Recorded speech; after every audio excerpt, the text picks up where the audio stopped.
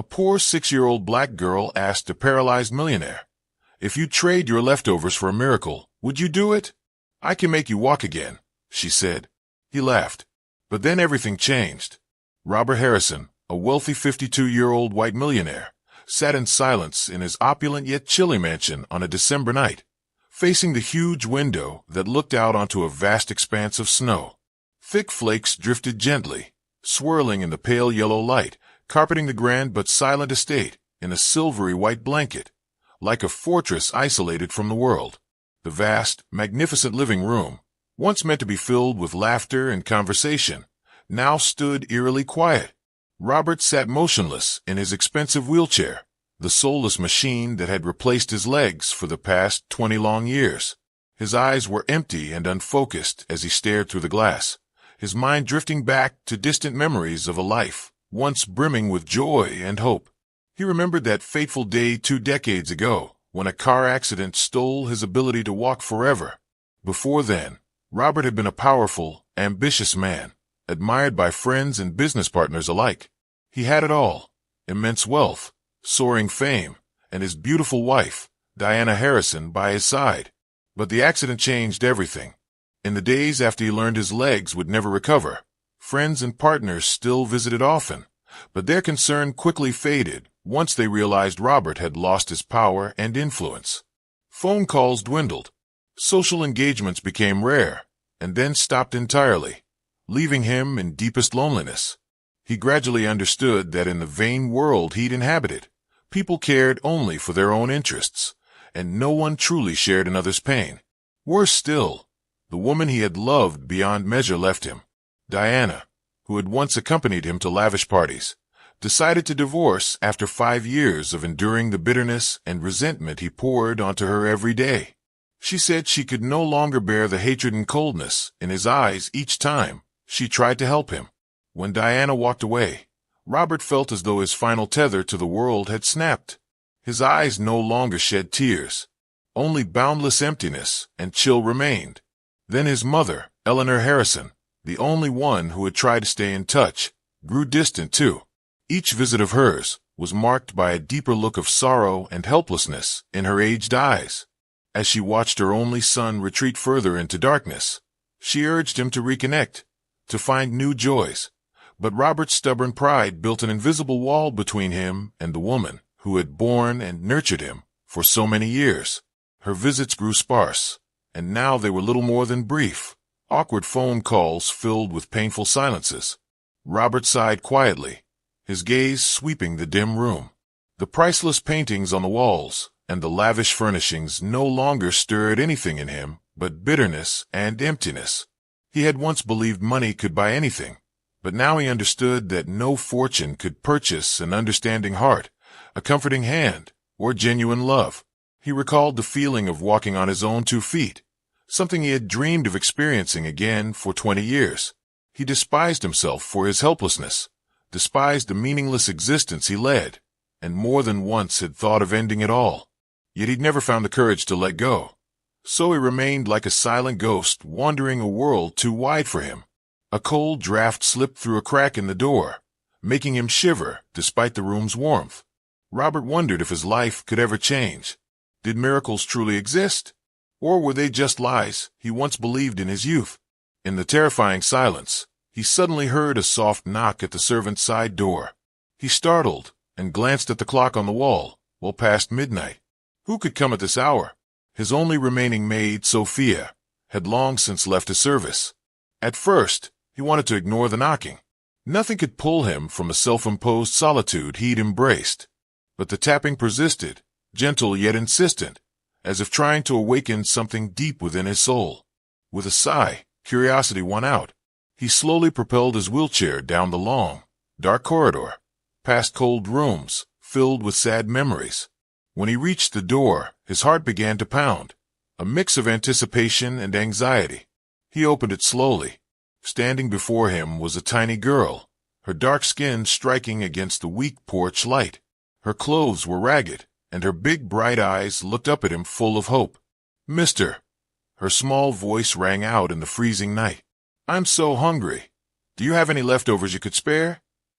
Robert froze, completely captivated by the sincerity in those eyes, unaware that his lonely, frozen world was about to change forever, beginning with this tiny moment.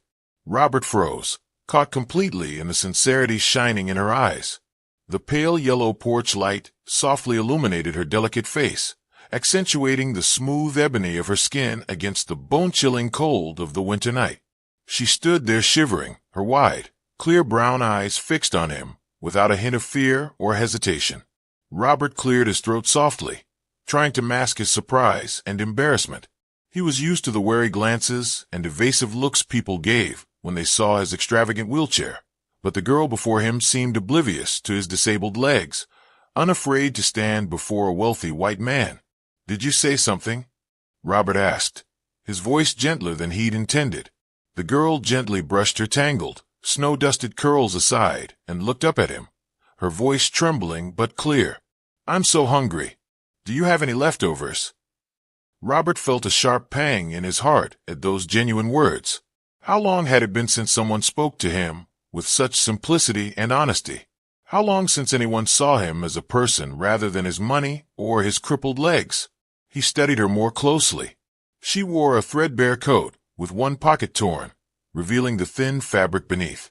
Her tattered sneakers allowed her tiny toes to peek out, her skin ashen from the freezing air, an image that stirred an inexplicable ache in him. Instinctively, he wondered how a little girl like this could be wandering alone in the snowy night, coming to a stranger's home to beg for food. "What's your name?" he asked, his tone softening with concern he didn't quite understand. "Jasmine Thompson," she replied without hesitation, her small voice carrying a surprising confidence that belied her worn appearance. Robert nodded slowly. "Do you live nearby?" "Yes, sir. My mom and I live in a small apartment across the street. She often works very late," Jasmine said, pointing toward the dilapidated row of flats opposite his mansion. Robert turned to look where she pointed. He realized he'd been so isolated that he'd never noticed the impoverished apartments just steps from his estate. A flush of shame rose in him.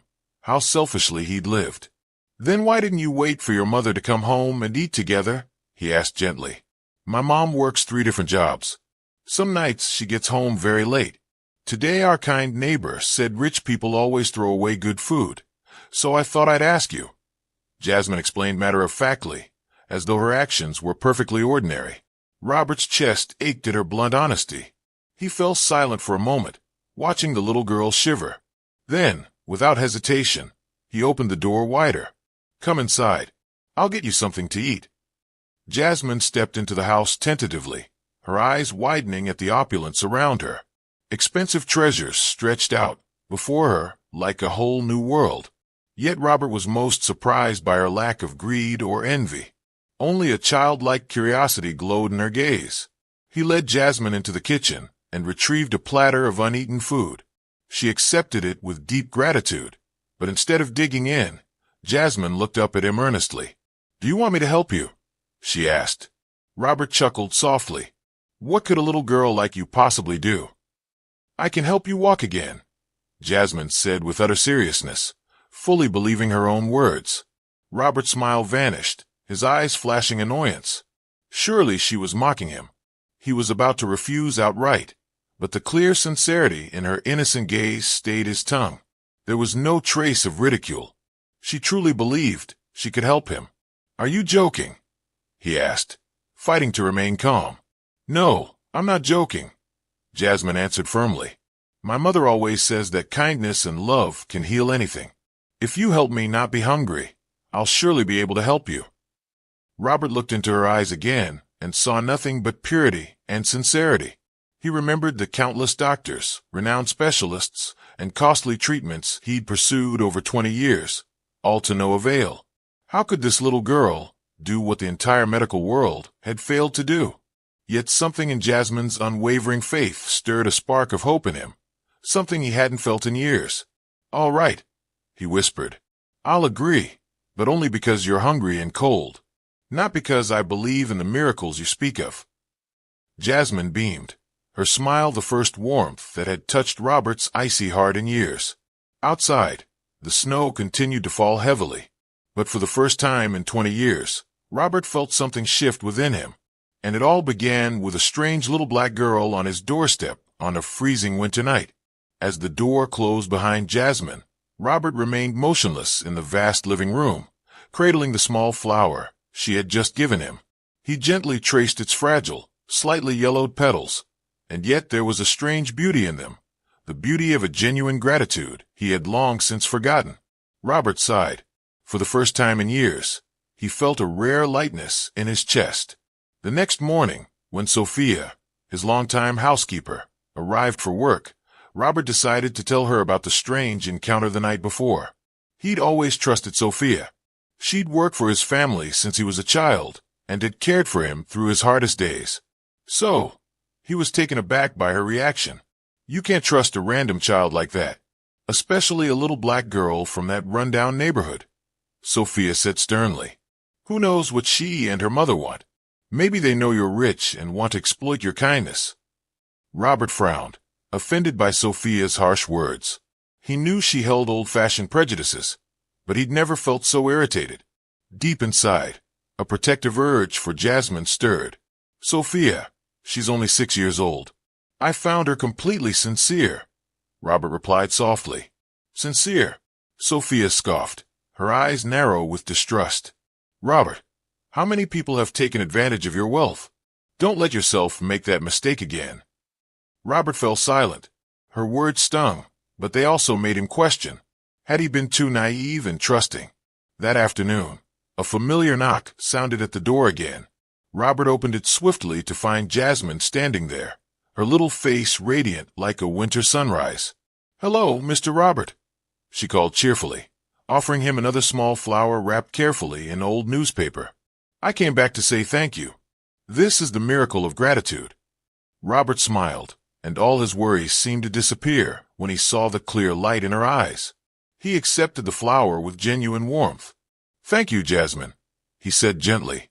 This truly is a beautiful gift. Jasmine beamed, then suddenly asked, her tone serious. Mr. Robert, your legs must hurt a lot, right? How long has it been since you could walk? Robert was momentarily taken aback by her straightforward question, but her sincerity disarmed him. He couldn't refuse. Yes, Jasmine. I was injured many years ago. The doctors say I'll never walk again. But the doctors don't know everything, do they? Jasmine said softly as she stepped closer. May I touch your knee once? Robert hesitated, then nodded. Jasmine moved forward and placed her tiny hand on his knee. In that instant, he felt a strange warmth ripple through him, a feeling he hadn't experienced in 20 years. It wasn't a clear sensation in his legs, but rather a peaceful warmth spreading through his heart, as if her small hand had reached the deepest part of his soul. He looked down at her, eyes wide with curiosity. Why are you doing this, Jasmine? I'm sending love and faith to your legs, she replied earnestly, her eyes shining. My mother always says that if you truly believe in love, miracles can happen. Robert studied her closely. In that moment, he realized Jasmine was not just a needy child, but a beautiful soul capable of touching the darkest corners of his heart. He saw her now, not with pity or curiosity, but with respect and profound gratitude. Standing tall, Jasmine looked up at him with unwavering conviction. Mr. Robert, the miracle has already begun. All you need to do is believe. After she left, Robert sat alone, gazing at the little flower Jasmine had given him. He wondered if he'd been wrong to cling to his prejudices. Perhaps Sophia's harsh words weren't absolute truth, but the product of age, old biases. In his heart, those prejudices began to crack, and for the first time in 20 years, he resolved not to let them obscure the truth any longer. He was ready, just a little bit, to let hope and humanity's light into his dark world. When Jasmine left, the little flower still resting in Robert's hand, emotions he'd never felt before stirred in his soul. A cold gust of wind swept against the windowpane, carrying with it a vague sense of unease. Inside, Robert's long-held prejudices began to crack, but the world outside remained full of prying eyes, suspicion, and the hidden dangers that a black girl like Jasmine or anyone from a vulnerable community faced every day. That evening, in a pitch-dark apartment across the street, Margaret Thompson, Jasmine's mother, returned home after a long shift. Though she was just over 30, Her face was etched with fatigue, and her eyes carried a constant weariness. Life as a single mother raising her child in a poor neighborhood, surrounded by subtle bias and discrimination, had forged in Margaret a tough resilience, but also an undercurrent of perpetual anxiety. "Mama, I did exactly what Mrs. Patterson told me," Jasmine exclaimed, holding out the container of leftovers she'd gotten from Robert's house. Margaret looked at it in surprise. Her daughter's joyous eyes softened her heart, but panic quickly followed. "Where did you get this?" "I told you not to wander around after dark, Jasmine, especially to strangers' houses. Don't you realize how dangerous that is?" Margaret hugged her tightly, her voice trembling with fear. "But he was so nice, Mama. Mr. Robert gave me food, and he actually listened to me. He's nothing like other white people," Jasmine said simply, unaware of the worry swelling in her mother's chest. Margaret froze. "Robert." She tried to stay calm, but horrific stories of racial exploitation, wealthy men preying on children of color, rushed to her mind like a fierce wave. She thought of so many black women who'd been falsely accused, forced to protect their own children from scornful stares, cruel taunts, or even real threats from those pretending to be kind. "Tell me about him, Jasmine," Margaret said, sitting down and scrutinizing every small reaction of her daughter. Jasmine eagerly described the silver-haired man in the wheelchair at the Grand Mansion, who had given her food and listened to her small dreams. But when she casually mentioned the miracle of helping him walk again, Margaret's panic only grew. "Are you sure he didn't do anything to scare you? Did he touch you or ask weird questions?" Margaret pressed, her voice hardening with both worry and anger at the thought of her child being taken advantage of. "No, he only let me touch his leg. His legs haven't worked in so long. Mama, I just wanted to help him feel less lonely," Jasmine replied softly, sensing her mother's distress.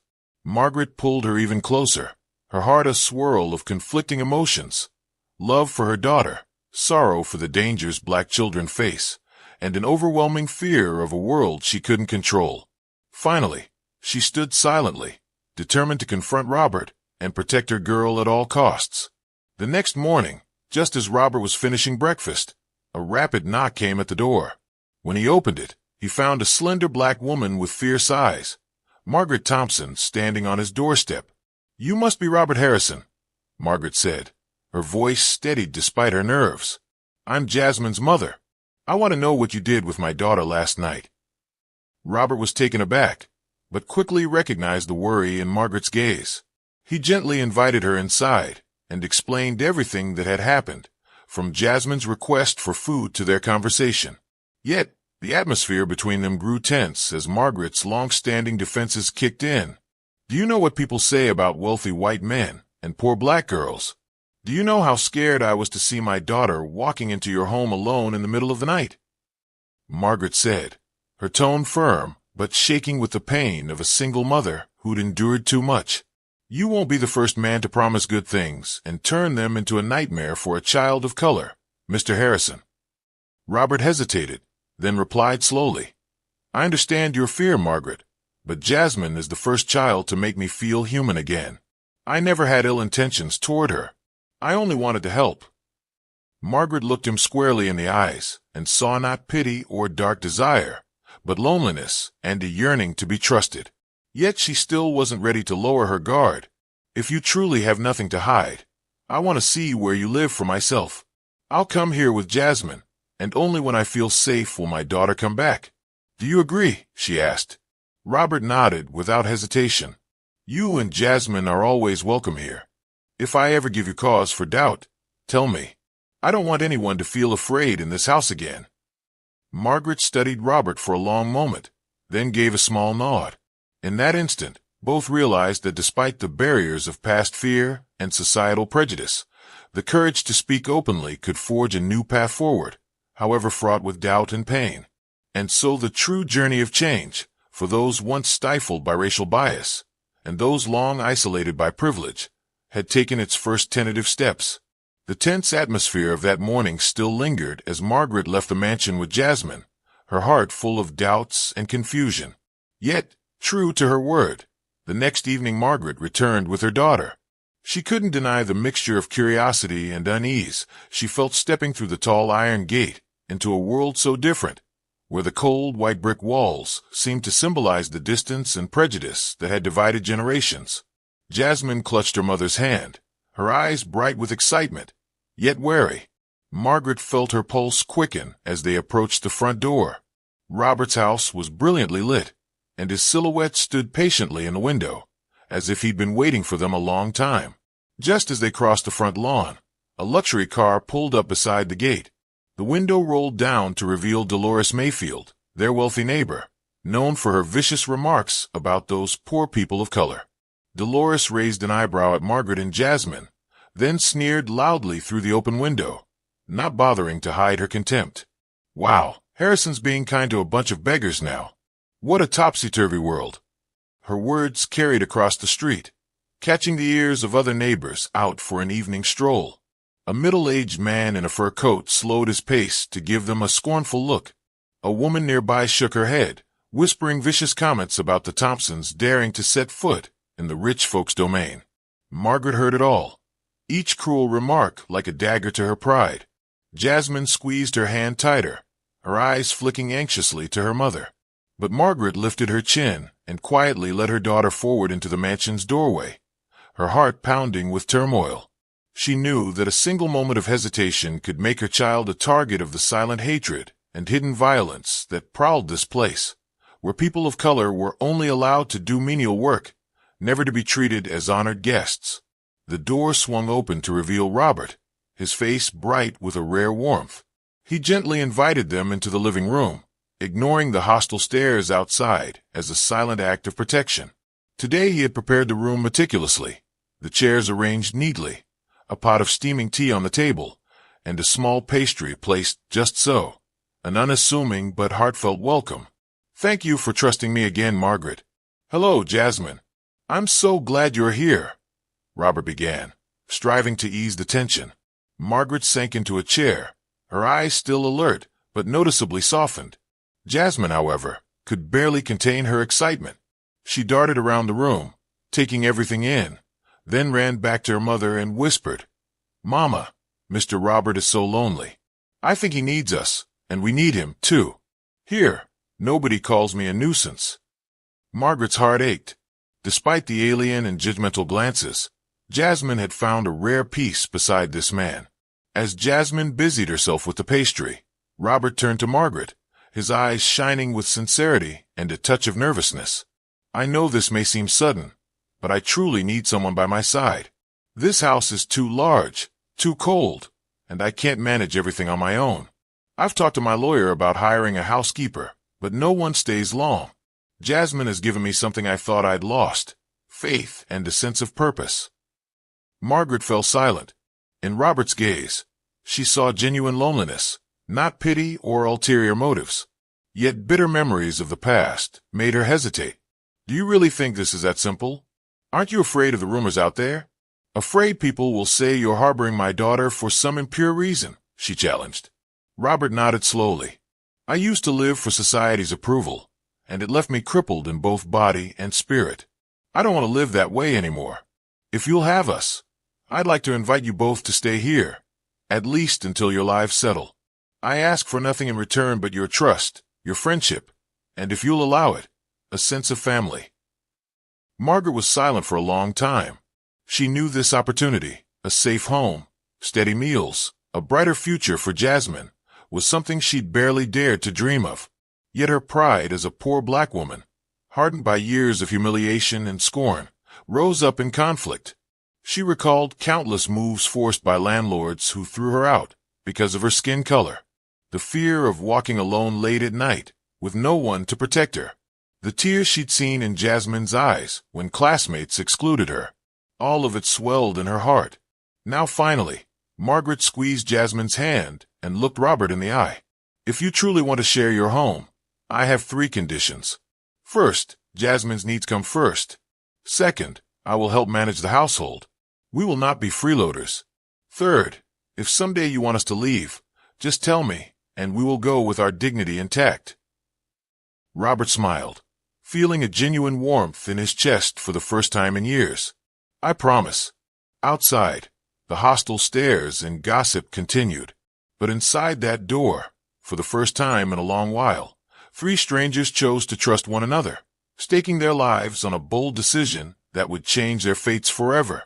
No sooner had the mansion doors closed behind them than the whispers and unhidden stares of neighbors and Robert's old acquaintances continued to echo outside. News that that black family moved into the millionaire's house spread through the upscale neighborhood like ink in clear water, and within days the undercurrents of prejudice had flooded the home, where three people were only beginning to build their first measure of peace. Robert, Margaret, and Jasmine's shared life began in a swirl of strangeness. Margaret awoke before dawn to tend the kitchen and manage the household. Jasmine chatted happily with Robert, and Robert, for the first time in years, began to look forward to those fleeting moments spent with the two of them. With her boundless energy and innocent faith, Jasmine had breathed new life into Robert's world. Every morning, she would knock on his door, bubbling over with strange dreams she'd had, or tug him into the garden to try lifting your leg a little, just for fun. At first, Robert would laugh it off, assuming it was a child's game from someone who could never understand an adult's despair. But strangely, each time Jasmine gently touched his knee, each time she patiently massaged his calf, he felt something different. A faint tingling at first, then a subtle warmth, and even a brief pinch of pain, just like the years when his legs still served him. One night lying in bed, he felt his foot twitch ever so slightly, the first sensation in nearly 20 years. He thought he must be dreaming. The next morning, Jasmine watched him quietly, then grinned mysteriously. "I told you the miracle is real, if you dare to believe." Margaret stood behind them, moved yet fearful. Happiness had never come easily for her. She managed the household in silence, endured the harassing phone calls, and bore the whispered slanders with patience. Yet, when she saw Robert beginning to lift his leg under his daughter's encouragement, she understood that hope, even the most fragile kind, could still save a person. After a week, Robert decided to undergo another neurological exam, partly to reassure Margaret, partly because he feared he might be experiencing nothing more than a happy hallucination. Dr. Emily Richards, a renowned neurologist who had followed his case for years, greeted him with a look that was half sympathy, half weariness. "Mr. Harrison, I'm surprised to see you so soon. What's on your mind?" Dr. Richards asked, dusting off his decades-old files. Robert hesitated, then described the strange sensations, the vivid dreams, the moments his legs seemed to wake up. Dr. Richards proceeded with careful reflex tests and an MRI scan. During the exam, her eyes flicked several times toward Margaret and Jasmine, waiting in the hallway, an expression of suspicion and thinly veiled mistrust on her face. An hour later, Emily delivered her verdict. "Your spinal nerves do show signs of measurable recovery. I've never seen anything like this in my career. However, I can't rule out a psychological component. These improvements might stem from suggestion, or I'm sorry to ask, but has anyone been altering your medication or treatment protocol?" Robert blinked in surprise. "What do you mean?" Dr. Richards fixed her gaze on Margaret, then on Jasmine. "I have to ask. Some families or caretakers have been known to manufacture false signs of improvement for personal gain or to control assets. I know this sounds extreme, but with wealthy patients, such things can happen. Are you fully in control of your medication and finances, Mr. Harrison?" The room grew heavy with tension. Margaret's cheeks flushed with a mix of shame and anger. Jasmine looked up at the doctor, innocent and unaware of the implication behind her words. Robert took a slow breath and replied, his voice cold. "I oversee everything. Margaret never touches my meds, and Jasmine is just a child." Though still doubtful, Dr. Richards could not refute the test results. "Regardless, this is highly unusual. I'll continue to monitor you, and if you don't mind, I'd like to bring in independent experts for a second opinion." Robert agreed, but a surge of indignation and humiliation welled up inside him. He thought of all that Margaret and Jasmine had already endured, and now he too was being pulled into society's poisonous circle of suspicion whenever someone crossed class lines. What no one knew was that this very examination would spark a brewing storm. A nurse, casually remarking on Robert's miraculous recovery, confided in an acquaintance, None other than Diana Harrison's secretary. Diana, once the epitome of high society, now struggling financially after the divorce, saw her chance. In her mind, Robert's kindness had been naive, and Margaret and Jasmine's presence in the mansion a sinister ploy to seize his estate. Wasting no time, Diana hired a lawyer, gathering evidence to launch a legal offensive under the guise of protecting her vulnerable disabled ex-husband from predatory opportunists of color. Outside, the winds of prejudice and personal interest were gathering strength. But in those final days of winter at the Harrison estate, Jasmine still came each morning to Robert's side, gently placing her small hand on his knee and whispering, "Today, let's try lifting your leg again. Miracles require a bit of courage." And amid all the doubts, Robert dared to hope, not only for the return of his own legs, but for the future of this extraordinary family. News of the Harrison miracle dominated the tabloids overnight. Secret snapshots of Robert with Margaret and Jasmine taken from the garden were splashed across the front pages under cruel headlines. Paralyzed millionaire hypnotized by mysterious black girl. Ex-wife warns, "Don't let yourself be mined by those street kids." The papers gleefully dug into Margaret's poverty and skin color, twisting the facts to satisfy the public's malicious curiosity. Within days, a thick lawsuit arrived at the mansion. Diana Harrison, claiming to protect her ex-husband's assets and mental health, petitioned the court to freeze Robert's property and accused Margaret and Jasmine of brainwashing, emotional manipulation, and misrepresenting his medical condition. Diana's lawyer publicly declared, "We will expose every conspiracy aimed at profiting from a patient, especially when it involves exploiting trust across class and racial lines." Those cold words and vicious insinuations were like knives twisting into Margaret's already fragile dignity. Night after night, her phone wouldn't stop ringing. Harassing calls, threats from anonymous strangers, even garbage packages and hate mail dropped at their gate. Terrified, Jasmine asked her mother, "Is it because I'm black that people hate me?" Margaret could only hold her daughter in silent tears of helpless shame. Robert, pained and furious, struggled to stay calm. He spent hours beside Jasmine, encouraging her to draw, read books, and tell stories to soothe her fears. At night, he and Margaret would sit together by the dark window for hours, sharing their years of loneliness, the fear of being cast aside, and above all, their resolve not to let the past or anyone's prejudice dictate their happiness. The more the public turned against them, the more Margaret wanted to shield her daughter from the storm. One evening, after Robert had escorted Eleanor to her car, Margaret gently said, "Maybe Jasmine and I should leave." Robert replied, "You've already endured so much pressure because of us. All the things people are saying, I'm afraid they're true. I'm scared Jasmine will hate her own skin color when she grows up." Robert took Margaret's hand, his voice calm but firm. "Don't you see, Margaret? They only hate what they don't understand. If we leave, they win. They'll prove that public pressure, difference, and skin color are enough to tear apart a family. I've lived 20 years trapped by my own fears. I won't let Jasmine inherit fear from the world outside." Margaret shook her head, tears silently falling. She'd never believed a white man would dare to defend her against the whole world. But now, faced with Robert's unwavering sincerity, she felt something transcend race: understanding, responsibility, and love. Just when it seemed they were at their weakest, Eleanor Harrison, the very woman who had fiercely opposed Margaret and Jasmine, began to change. Quietly, she observed Margaret running the household, caring for her son's meals and rest, patiently sitting with Jasmine as she studied, played, and learned right from wrong. She never caught a hint of deceit or cunning that Diana had accused them of. Instead, Eleanor realized the truth. For years she had viewed the world through a lens of privilege, judging the less fortunate by the color of their skin, not by who they really were. One late evening, Eleanor called Margaret into the backyard where she was tending the plants. "Margaret," she began, her tone still reserved, but gentler now. I'm sorry for misjudging you. I believed Diana's lies, that you were exploiting Robert for his fortune. But I've seen enough to understand that without you and Jasmine, my son would still be just a shadow of himself, trapped in loneliness and anger for 2 decades.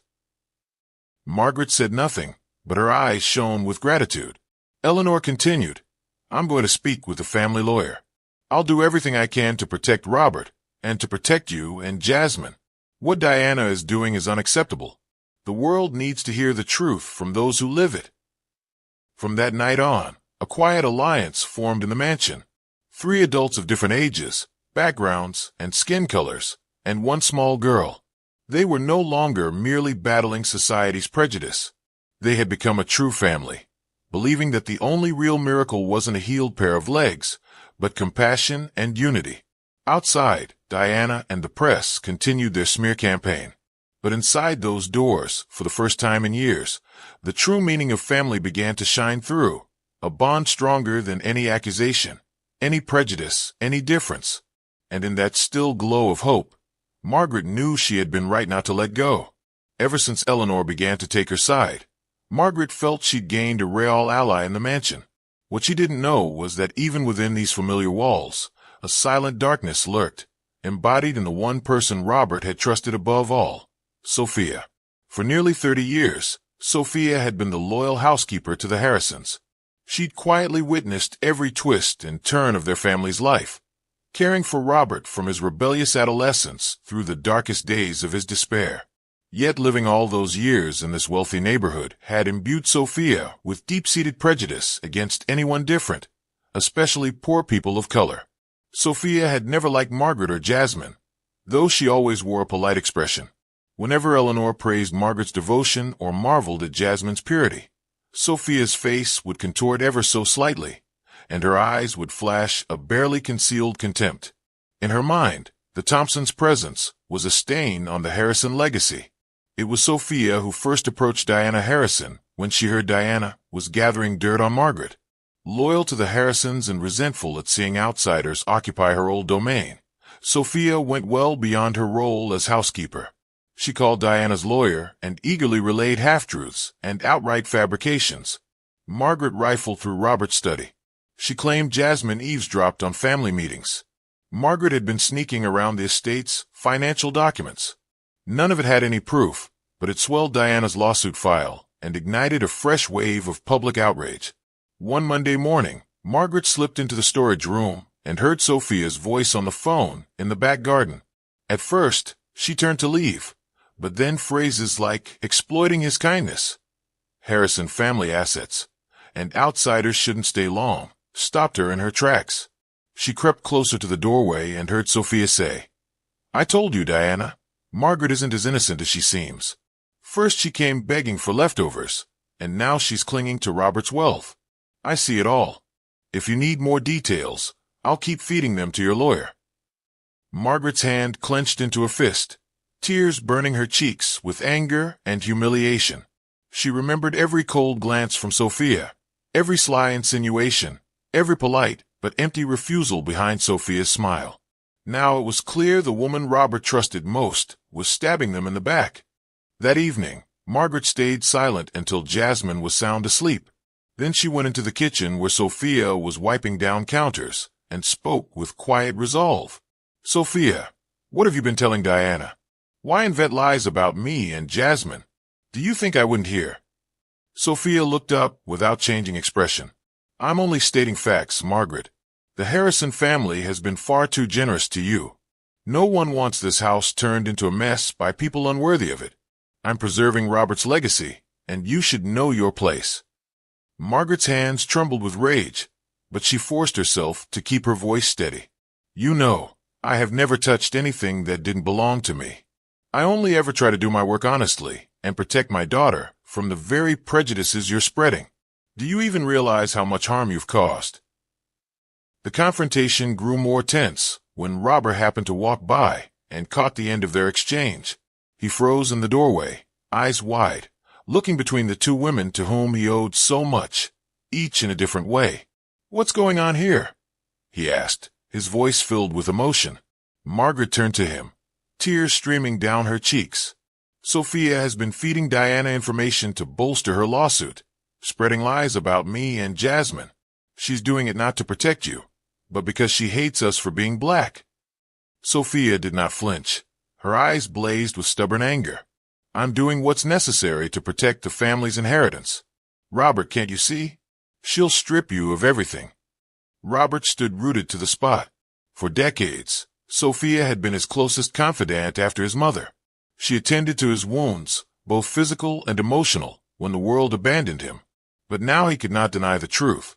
Margaret's words had peeled away all his lingering doubts that long-standing loyalty could be driven by fear of difference, by unconscious bigotry, soaked into one's bones. The room fell into a heavy silence. Robert lowered his head, torn between past bonds and present reality, between a lifelong caretaker and the new family he had fought so hard to protect. Finally, he lifted his gaze and spoke to Sophia in the cool, firm tone of a true head of household. Sophia, I thank you for all the years you've cared for this family, but I cannot tolerate any prejudice, any slander, or any betrayal within my home. If you cannot live in this family under these terms, I must let you go. This decision is not only for Margaret and Jasmine, it is for me. I choose to live by my conscience. Sophia was struck silent, her elderly eyes filling with tears. She knew in that moment that everything had changed forever. That night, for the first time in years, Robert sat long by the dark window, mourning the fragment of his past he had lost, yet feeling a strange peace in knowing he had finally chosen the side of justice and the truth of his own heart. After a night spent wrestling with the ghosts of his past, Robert woke to a heavy heart. The mansion felt strangely silent without Sophia's familiar footsteps. Only memories and faint echoes of laughter remained, reminders of all the trials they had faced together. He realized he hadn't just cut loose a piece of his childhood. He'd brought an end to an old era, an era in which prejudice, even when wrapped in loyalty, served as an invisible jail for the human heart. That morning, he summoned Sophia to his sunlit study. Robert noted how much she'd aged since their first meeting. Sophia, he said softly, I know you believed you were protecting me and my family. But your fear and prejudice have hurt innocent people. No one in this house can be truly happy if we harbor hate. I'm grateful for your years of service, but as of today, I must say goodbye. You deserve to spend the rest of your life somewhere that brings you peace and honors your worth.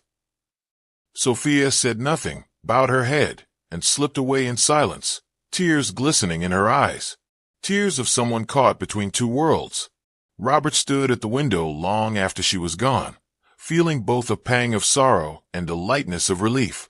He knew this was the right decision, not just to protect Margaret and Jasmine, but to free himself from the toxic cycles of his past. Yet beyond the mansion walls, the storm raged on. Diana's lawsuit had officially landed in court, transforming what was once a private family quarrel into a high-profile legal spectacle covered by the press. Editors and pundits competed to portray Robert, the paralyzed husband and alleged victim of a racial conspiracy, and Margaret, the mysterious woman painted as a heartless gold digger. Every act of kindness that Margaret and Jasmine had shown Robert was twisted into fodder for social media outrage, fanning the embers of racial animus. In the courtroom, Diana arrived in elegant defiance, flanked by a battalion of lawyers. She paraded Sophia's accusations of Margaret's shady dealings, produced financial records and doctored images to sully the mother and daughter's reputations, and declaimed at length about her duty to protect her ex-husband, the pain of someone who once shared Robert's life, and the dangers a vulnerable man faces when manipulated by outsiders. When Robert took the stand, he faced a barrage of nasty questions. Did you sign over property under Maggie's threat? Has little Jasmine accessed your personal files? Have you ever suspected emotional manipulation? Calmly, Robert replied, I signed nothing without full awareness and unwavering trust.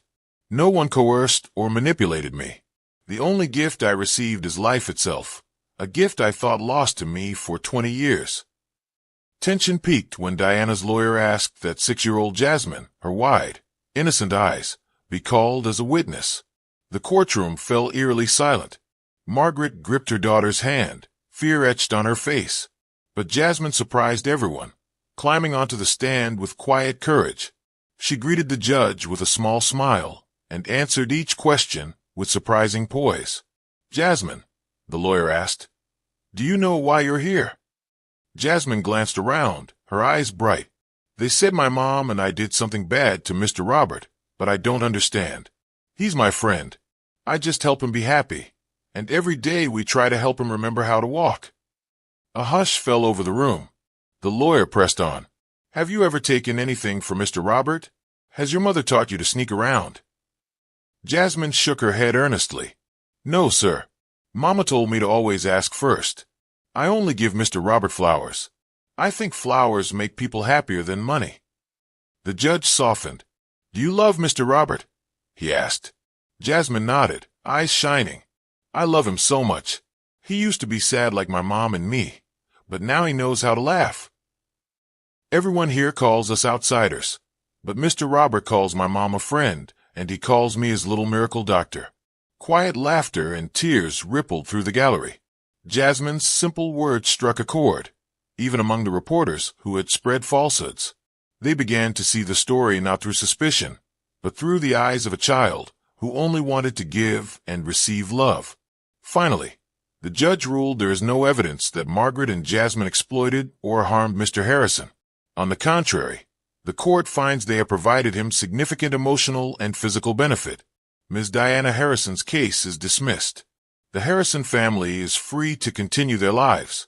Outside, the public buzzed over Jasmine's testimony. Headlines shifted from mockery to celebration of resilience, faith, and the small miracles born of human kindness. Letters of support, bouquets of flowers, and messages of apology poured into the mansion. Robert knew there were still challenges ahead, but trust, the invisible treasure he'd lost for 2 decades, had finally triumphed, thanks to the love of a little black girl and a woman who refused to surrender to prejudice.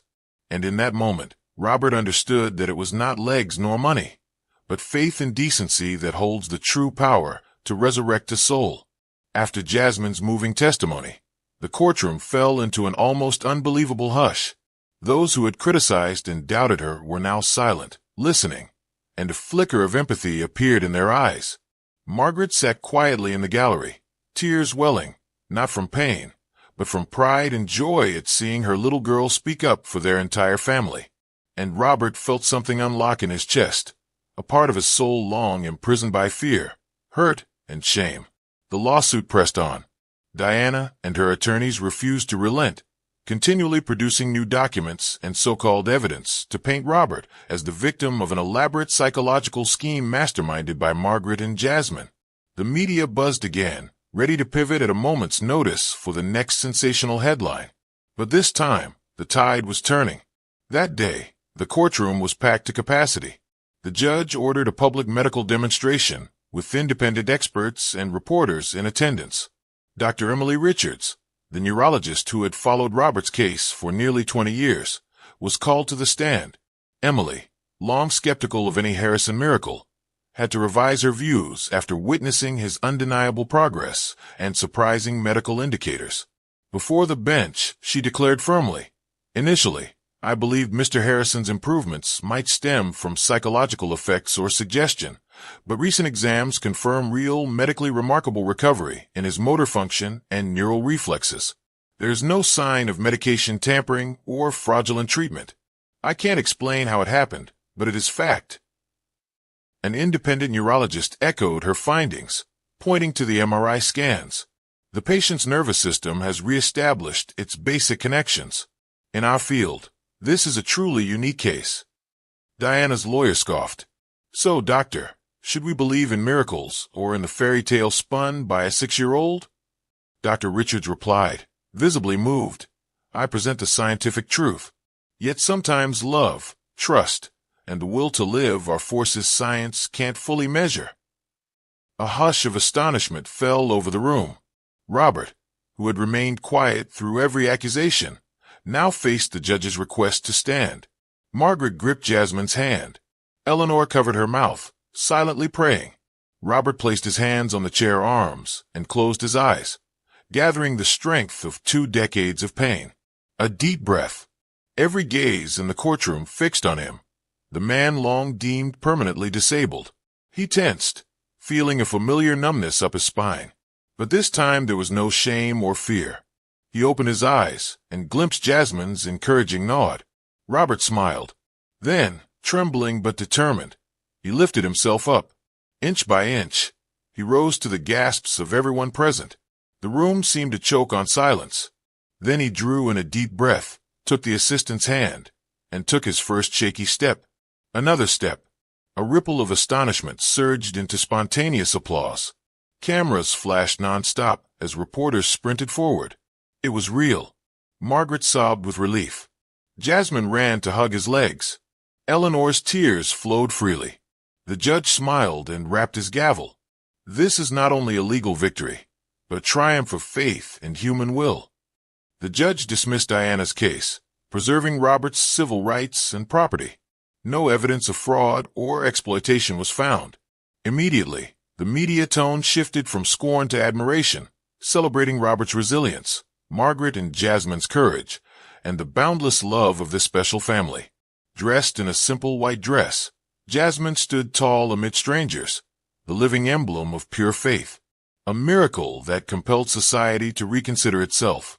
Schools and community groups launched campaigns for equality and anti-racism, adopting the Harrison story as their rallying cry.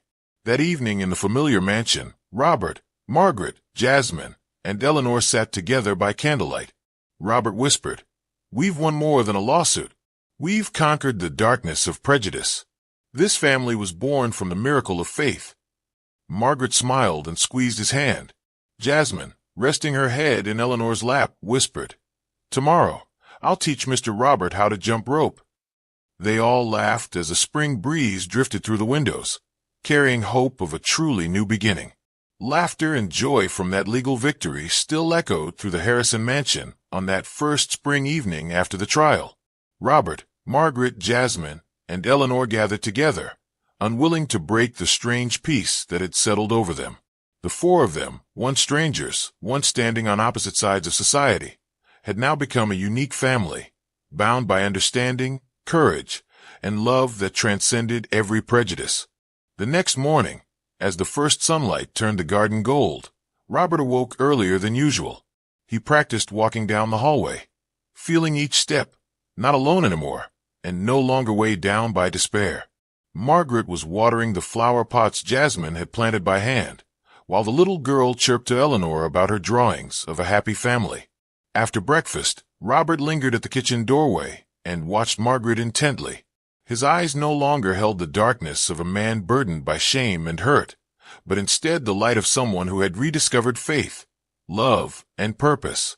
"Margaret," Robert said softly, his voice full of emotion, "I've never had the courage to say this, but I love you. Not just because you saved my legs, but because you saved my soul. Because you believed in me when the world had turned away and taught me what a real family looks like." Margaret paused, tears quietly falling down her cheeks. She said nothing, only smiled, her heart brimming with happiness and emotion. Robert took her hand and knelt right there in the kitchen. For the first time in 20 years, he made the boldest move of his life. "Will you marry me, Margaret Thompson?" he whispered. A simple proposal that carried the weight of a lifetime of searching. Jasmine, accidentally witnessing the moment, squealed with delight. She ran forward to hug her mother and Robert, while Eleanor hovered at the doorway, wiping away tears, partly regretful, partly proud that her son had finally found true happiness. That very day, Eleanor sought out Margaret and Jasmine as the two of them tended the garden. She hesitated, her gaze seeming to reflect on years of her own past. "Margaret, Jasmine," Eleanor began in a voice softer and more genuine than ever before. I want to apologize to both of you. Perhaps I judged you too harshly, viewed you through the lens of my past and the unrecognized privilege I held. I let fear and pride cloud my judgment and treated people who only wanted love poorly." Margaret squeezed her daughter's shoulder, her eyes shining with emotion. "Thank you for saying that, Eleanor. I understand. Everyone has their own fears. What matters is that you found the courage to see us differently and choose to stand with us." Eleanor bent down gently and embraced Jasmine, the little girl she had once doubted and alienated. "From now on, I will protect both of you, just as I have always protected Robert," she whispered. Jasmine looked up and hugged Eleanor tightly, her smile reflecting rare happiness. Within days, news of Robert and Margaret's engagement had spread throughout the community. Surprisingly, instead of protest or backlash, most of Robert's old neighbors and friends began to change their tone. Many sent flowers, congratulatory cards, and heartfelt apologies after the trial. Some even publicly expressed support on social media, admitting they had been wrong to eat blind prejudice. The local nonprofit reached out to Margaret, inviting her to collaborate on projects supporting disadvantaged women and children. Schools asked Jasmine to share her story of the miracle of faith and courage, making the little black girl a new symbol of overcoming discrimination. As the wedding day approached, the Harrison mansion buzzed with laughter. Jasmine and Eleanor selected wedding blooms. Margaret tried on her dress with the help of new friends. Robert, no longer the lonely millionaire, busied himself with the guest list, insisting that everyone who had turned their back on the family be invited as a declaration. Everyone deserves the chance to change. On the night before the wedding, Margaret and Robert sat together in the garden, where the moonlight fell over the tiny flowers Jasmine had grown. Robert looked at his bride-to-be and whispered, "We've endured so many storms, so much pain, tears, and the hatred of people once called our friends. But perhaps because of all that, you and Jasmine became the true miracles of my life." Margaret rested her head on his shoulder and smiled. "And you taught us that sometimes a miracle isn't something grand, but simply the chance to live and be loved like ordinary people." The next morning, the entire community gathered before the Harrison mansion. No one dared make remarks about skin color, background, or status. Everyone rose to applaud as Robert took Margaret's hand and led her down the aisle. No wheelchair, no shame. Jasmine, radiant in her simple white dress, walked ahead as the flower girl. The Harrison story became a new emblem of faith and compassion. There was no more division, only laughter, joy, and the admiration of a once distant community. That day, as the church bells rang and white petals danced in the breeze, Margaret knew at last she had a family. Not just a shared roof, but a safe haven where love could take root and grow, undeterred by any barrier of skin color or past. The church bells rang out across a brilliant spring morning, heralding not only a moment the three residents of the Harrison mansion had dreamed of, but a wake-up call for the entire community. Today, Margaret, in her simple yet pure wedding gown, walked hand in hand with Robert, the man who had once despaired that he'd never stand again, as they took steady steps along the old tiled aisle of the grand church. Every gaze following them was no longer one of suspicion, but admiration, respect, and even remorse. Little Jasmine, proud in her white flower girl dress, gently scattered petals ahead of them.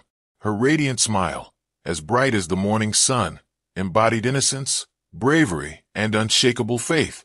Behind her, Eleanor guided the older guests with a beaming, proud expression. They were a family now, not defined by blood alone, but forged by overcoming the deepest fractures of prejudice, fear, and mistrust. The ceremony itself was simple, yet overflowing with emotion. No one sat still as Robert, needing no wheelchair, stepped forward to escort Margaret down the aisle.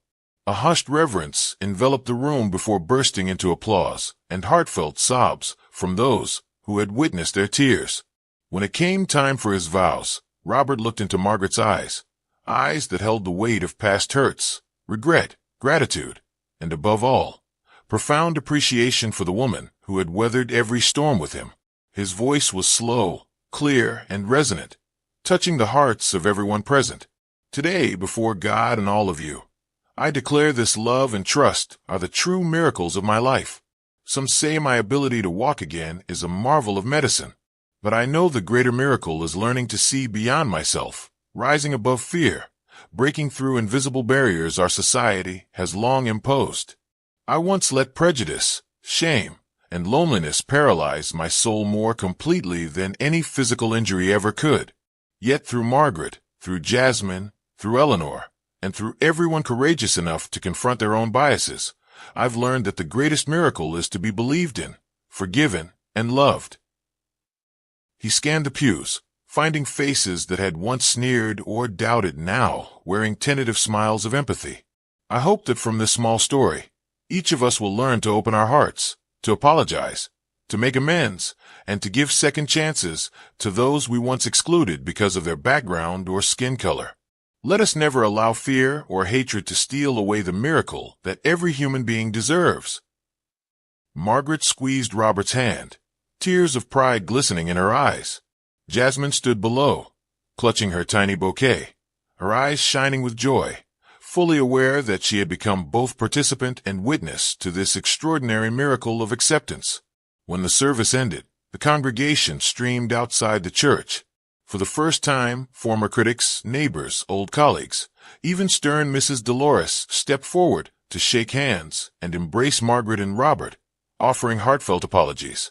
They spoke of their earlier doubts and gossip, and confessed that they had been moved by the Harrisons' unwavering faith and determination. Eleanor, unable to hold back her tears, declared to waiting reporters, "I once lived in pride and hidden fear, cloaked in outdated prejudices. Now I pledge to be a protector of this new family and to work with all of you to build a community and a society that no longer tolerates bias." The story went national. Schools and nonprofits adopted images of Jasmine and Margaret for equality campaigns.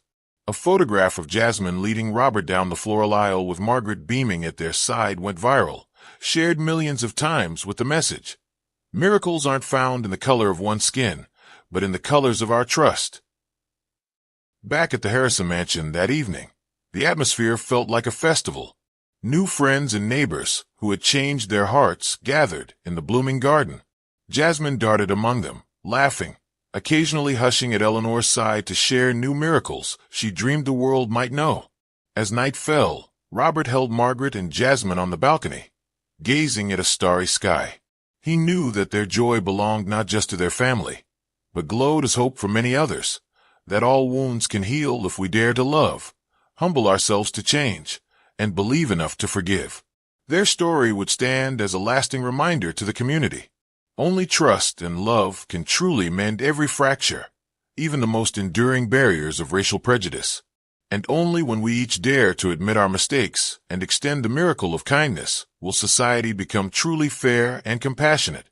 In the gentle breeze rustling through the leaves, in Jasmine's joyful laughter echoing into the night, everyone knew the real miracle had arrived, not in walking again, but in hearts learning to love and forgive.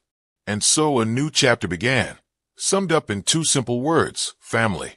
If you felt the power of the story, don't forget to hit like, share it with your friends, and subscribe to help us spread more human values far and wide. Thank you for listening.